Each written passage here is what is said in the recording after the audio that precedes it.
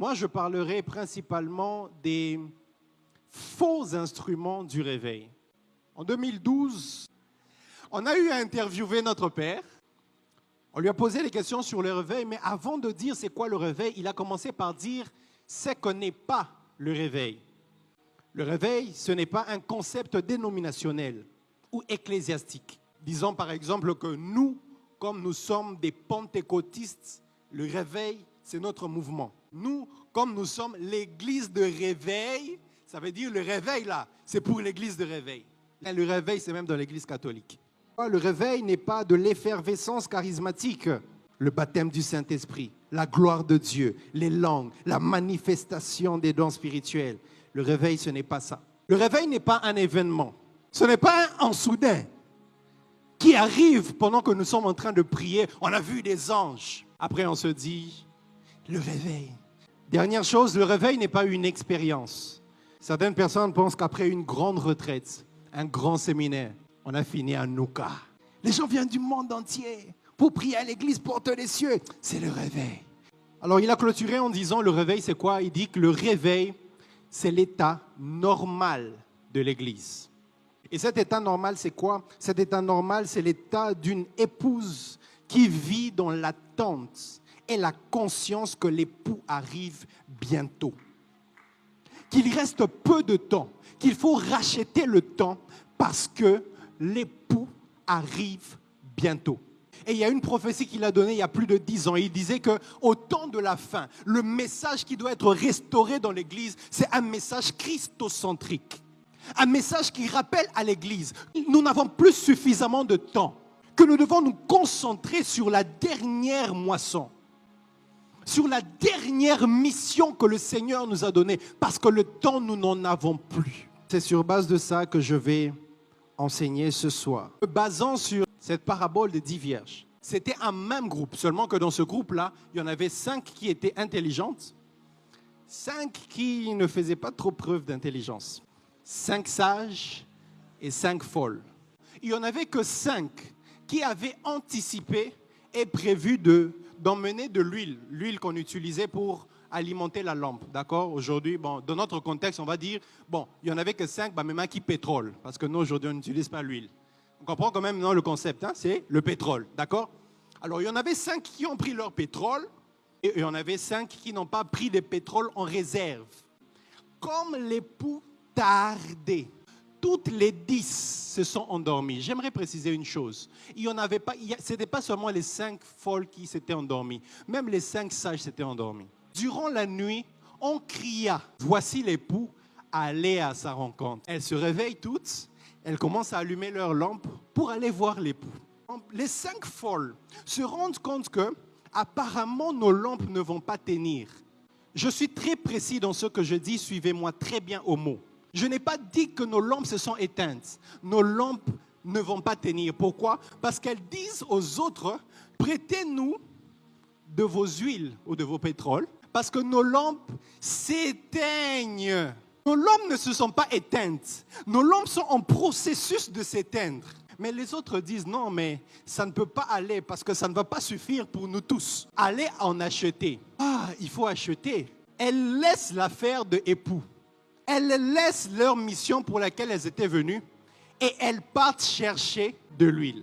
Je sais qu'on nous a souvent enseigné cette parabole en nous présentant l'huile comme l'onction, l'huile comme la grâce, la préparation spirituelle. Voilà, il faut avoir l'onction et ce n'est pas en dernière minute que vous allez chercher cela. D'autres l'ont interprété comme la sanctification. Et ce n'est pas en dernière minute que vous allez chercher cela parce que l'époux risque d'arriver à un moment où vous y attendez le moins. Ça, c'est une interprétation qui nous a souvent été donnée. Je ne refuse pas cela. Mais ce soir, moi, j'aimerais parler d'un autre aspect que l'on voit très moins.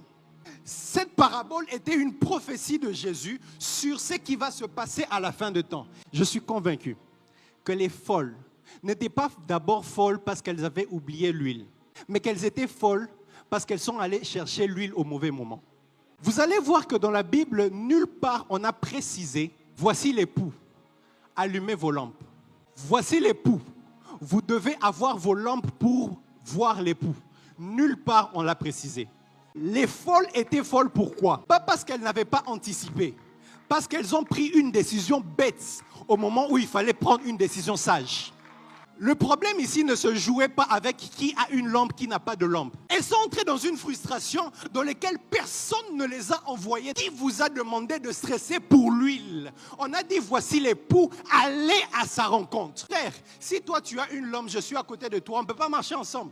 Il y en avait 5 qui avaient des lampes. Pourquoi ne se sont pas dit, ma lampe ne fonctionne pas, mais je reste là parce que le plus important, ce n'est pas d'avoir l'huile. Le plus important, c'est d'avoir les... Oh.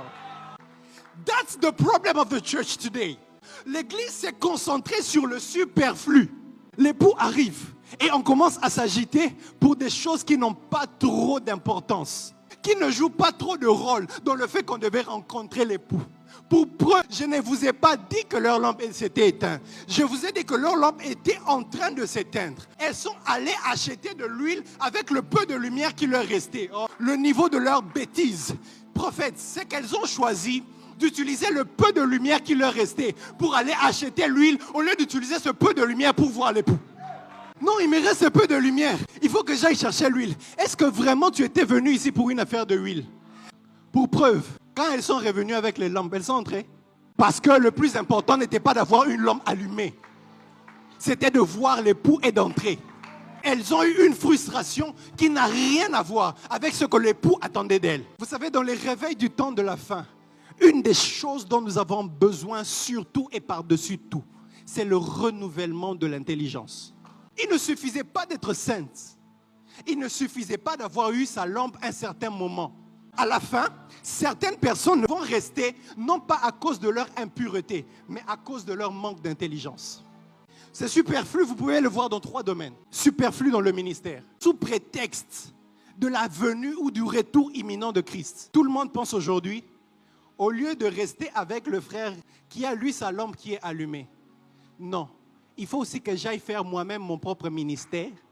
Il faut que moi aussi j'aille faire mon œuvre. Now. On a l'impression que l'appel est imminent. Dieu m'a appelé, il m'a appelé au ministère. Il m'a donné des dons.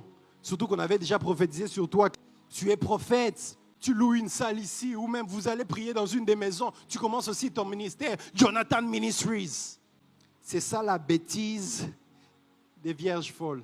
La Bible n'a pas dit que chacun aille voir l'époux. La Bible dit allez à sa rencontre. L'ordre n'était pas individuel, l'ordre était collectif. Allez-y. Peu importe qui a la lampe, peu importe la lampe de qui s'allume plus que l'autre. L'essentiel c'est d'aller. Allez-y, allez-y.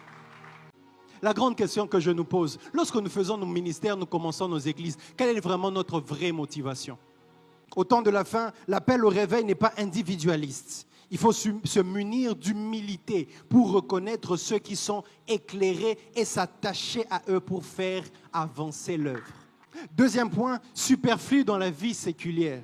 Dans la vie séculière, avoir de l'huile aussi, c'est essayer d'avoir ce qui est chez les autres. L'huile, c'est l'enfant que l'autre a, que toi tu n'as pas. C'est le compte bancaire que ton voisin a, que toi tu n'as pas. Mais les folles, qu'est-ce qu'elles font au temps de la fin? On dit, voici l'époux, il revient bientôt. Dieu doit me donner cet enfant.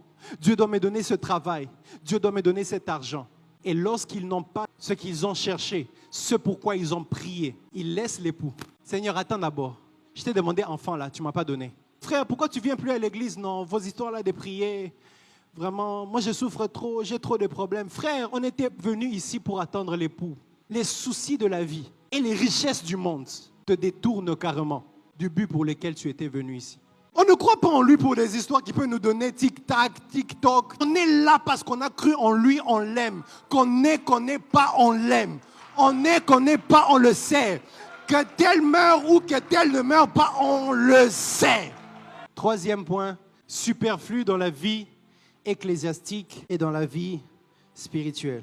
Une chose qui a éloigné les folles aussi, c'était certainement la culpabilité.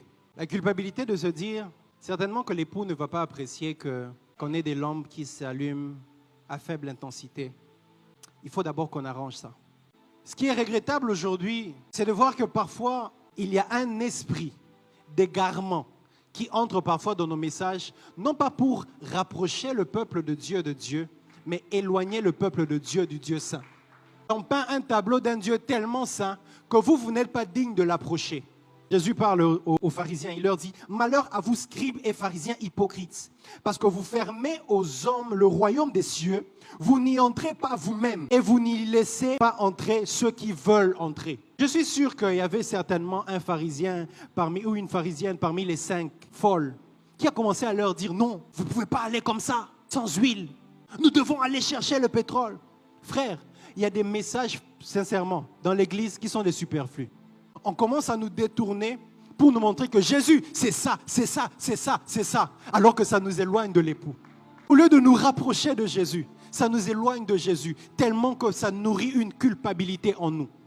Dieu m'a dit quelque chose d'étonnant. Il m'a dit, il y a certains pasteurs aujourd'hui qui critiquent certains prophètes en disant qu'ils sont de l'Ancien Testament, alors qu'eux-mêmes, ils sont les premiers prophètes de l'Ancien Testament. C'est dans l'Ancien Testament que les prophètes ont mené un message de repentance, sinon Dieu va frapper. Aujourd'hui, c'est certains pasteurs qui essayent de vous montrer que non, vous avez péché, vous n'avez pas le droit de passer. Oh non, prophétiser, au lieu de nous donner des détails sur nos vies, parler des péchés des gens. Frère, ça c'est l'Ancien Testament. Dans le Nouveau Testament, les prophètes viennent parler de Jésus et ils nous ramènent à la croix. Il n'y a pas de message de condamnation. Plusieurs pasteurs sont des Jonas aujourd'hui. Ils prêchent la repentance, mais ne veulent pas en fait que ce peuple-là se repentisse. Parce que la substance de leur ministère, c'est de vous montrer vos fautes. Ils ne vous rapprochent pas du Père.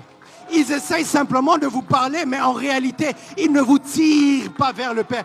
Ça, c'est l'esprit de Jonas. Le prophète du Nouveau Testament ramène les cœurs.